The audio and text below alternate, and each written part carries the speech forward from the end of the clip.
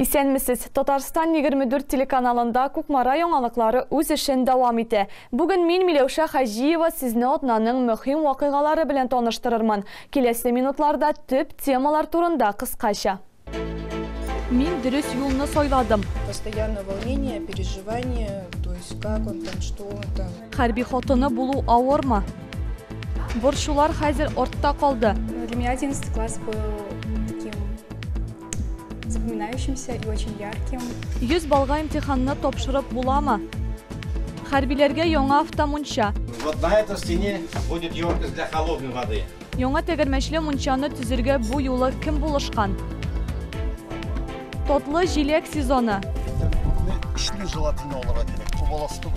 Сәфәргалиевлар гаиләсе 5 ел дәвамында үз бакчаларында җиләк үстерә. Борчылмагыз, минем белән барысы да яхшы. Ольга һәм Гөлназ Абдулхаковлар көн сайын Мараттан шундый хәбәр көтәләр. Бүгенге көндә ул махсус хәрби операция зонасында. Онда ул рота командиры лейтенант, әйдә исә яраткан ул һәм ир. Аның турындагы язманы киләсе минутларда карагыз. Когда не на связи, очень тяжело. А когда хотя бы есть возможность написать, узнать, там, солнце все хорошо у меня, то есть и все, и я спокойная. Ольга Абдулхакова тумышы белән Мурманск өлкәсеннән, ләкин берничә ел элек Татарстанга күченеп кайткан. Үзе әйтүенчә, ул бер кайчан да гади авыл җирлегендә яшәрмен дип уйламаган. Ләкин татар егете шул ук вакытта хәрби белән тормыш юлларын бәйләү аның язмышына төзәтмәләр керткән. Марат я уже была, наслышана до этого. Мин Марат турында танышларымнан ишетеп белә идем. Аның татар булуы, тәмле ашарга пешерүе хакында хәбәрдә булдым. 8 март бәйрәмендә без бер компания белән бәйрәмдә идек. Шуннан соң Марат белән аралаша башладык. Хәрби хатыны булу җиңел түгел ди Ольга. Чөнки тормыш иптәшен ул инде 2 елга якын күрмәгән. Тяжело, наверное, с одной стороны, но и когда... Әлбәттә авыр, ләкин хәрбигә кияүгә чыкканда аңларга кирәк. Иреңнең командировкалары күп булачак. Шулай ук өйдә дә сиңа күп вакыт үзең генә булырга туры киләчәк. Барлык авырлыкларны да кайчак үзеңә генә күтәрергә кирәк. Маратның әнисе сүзләренчә, киленнәре белән алар инде чын туганнарга әверелгәннәр. Хәзер бергә хуҗалык эшләрен башкаралар. Бер-берсенә ярдәм итәләр һәм әлбәттә яраткан кешеләрен зарыгып көтәләр. Кайгырам инде, кешенче кайгырмасын инде. Бик кайгырам, ул сөйләгәндә дә идем, бөтенесе дә әйбәт. Барсы да бик әйбәт, кайгырма, все хорошо, все нормально дип. Телефоннан язып җибәрә инде, маман, у меня все хорошо дип, миңа шул сүз җитә инде. Үзенең кылган батырлыклары өчен рота командиры лейтенант Марат берничә тапкыр югары бүләкләргә лаек булган. 2 батырлык ордена, Георгий Жуков ордена, хәрби батырлыклары өчен медаль. Хатыны сүзләренчә, хәрби бурычларны үтәгәндә ире һәр вакыт үз максатына ирешә. Ул ватан алдындагы бурычын яхшы үтәүче горурланырлык герой. Миләүшә Хаҗиева, Марат Сабирҗанов. Кукмара яңалыклары. Имтиханнарны 100 балга, 11 сыйныфларның күбесе ел дәвамында барлык көчләрен куеп бедига әзерләнә. Һәм бу кысыс төннәрнең нәтиҗәсе дә сөенечле. Кукмара районының 3 чыгарылыш сыйныф укучысы имтиханнарын иң югары балларга тапшырган. Алар белән без дә очраштык. В 10 классе я уже определился, что буду выбирать направление медицины, и поэтому решил сдавать химию, биологию. Имтиханнарның барысы да үтелде, шулай ук нәтиҗәләр дә инде билгеле. Әмир Бариевның рус теленнән имтихан баллары сөендерерлек. Ул барысында дөрес эшләп 100 балл туплаган, ә иң авыр фән химиядән 99-ны җыйган. Утром проснулся, мне сказали, что результаты уже пришли. Иртән уянгач нәтиҗәләрнең билгеле булуын әйттеләр. Сыйныфта исә мин югары балга өметләнмәдем. Шул 90 тирәсендә генә булыр дип көттем. Ләкин 99 балл икәнен күреп бик сөендем. Зәринә Фәйзуллина булачак юрист.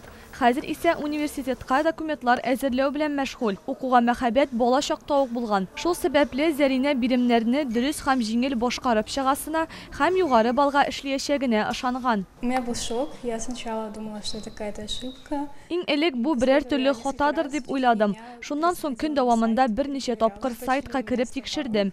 100 балл булуына бик сөендем. Нәтиҗәләр чыгуга әниемә, әбимә һәм сыйныф җитәкчесенә шалтыраттым. Аларның барысы да минем өчен шат булдылар.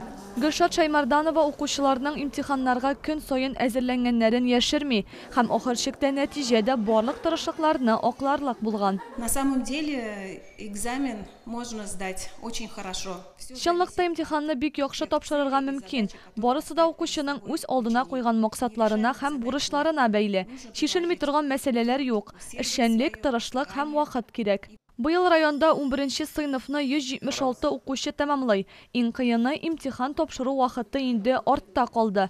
Тиздән яшьләр мәктәп яраткан укытучылары сыйныфташлары белән саубуллашачак. Шушы көннәрдә үк алар барысы да өлгергәнлек аттестатын алачак. Миләүшә Хаҗиева, Марат Сабирҗанов. Кукмара яңалыклары. Кукмараның волонтерлары янәдән хәрбиләр өчен автомунча ясау эшенә кереште. Бу алар тарафыннан җибәрелүче 8нче шундый машина. Мунча өчен транспортны һәм кирәкле төзелеш материалларын алырга Кукмарадагы шәхси эшмәкәр ярдәм иткән. Безнең төшерү төркеме әлеге эшләр белән якыннан танышты.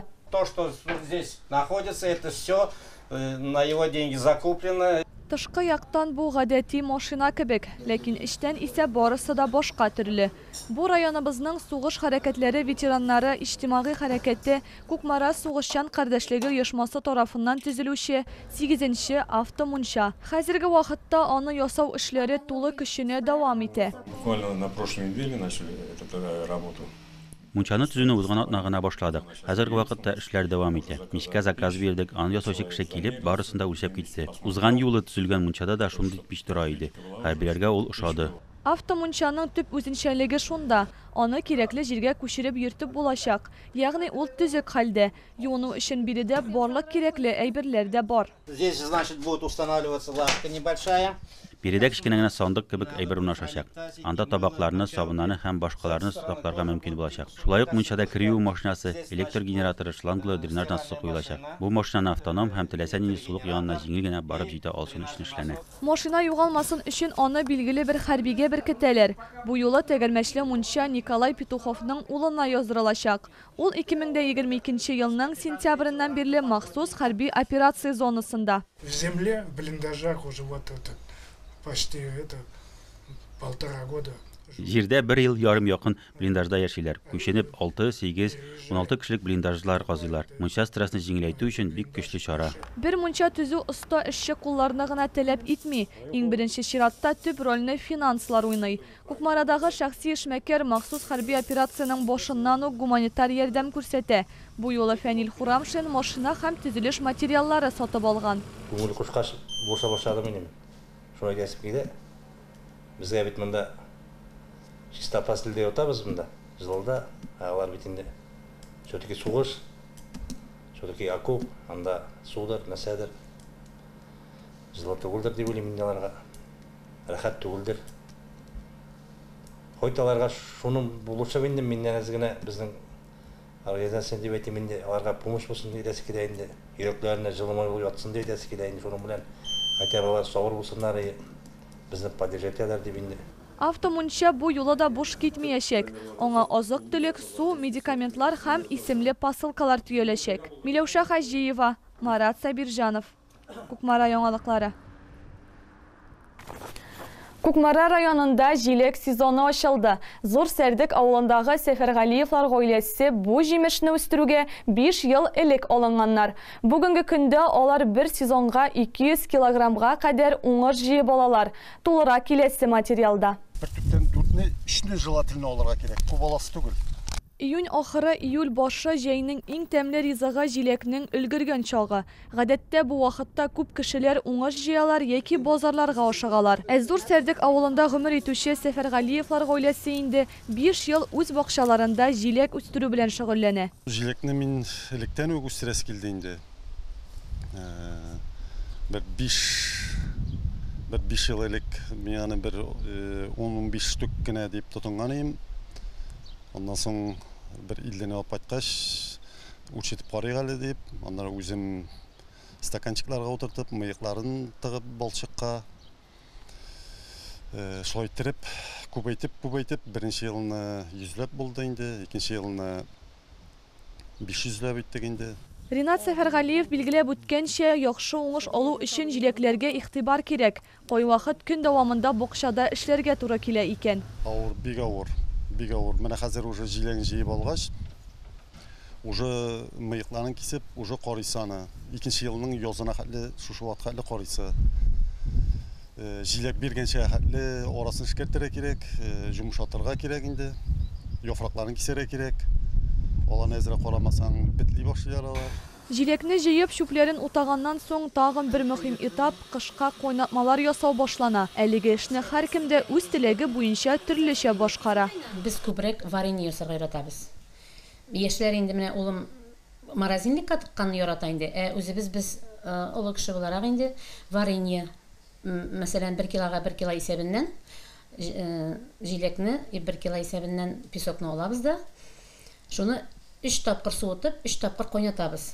Алай сакланырга ничә ел торса да бер нишләми, җиләктәме дә шул килеш кала. Сәфәргалиевларның җиләк басуында нигездә бер төрле сорт үсә. Бу мармелад. Ул бик сусыл һәм баллы булып җитешә икән. Бу гаиләнең көндәлек хезмәте зур нәтиҗәләргә китерә. Бер сезонга алар 2 центнерга якын уңыш җыеп алырга мөмкиннәр. Миләүшә Хаҗиева, Марат Сабирҗанов. Кукмара яңалыклары. Хөрмәтле тамашачылар, яңалыклар тапшыруы ахырына якынлашты. Мин Миләүшә Хаҗиева сезнең белән сау булашам. Киләсе очрашуларга кадәр.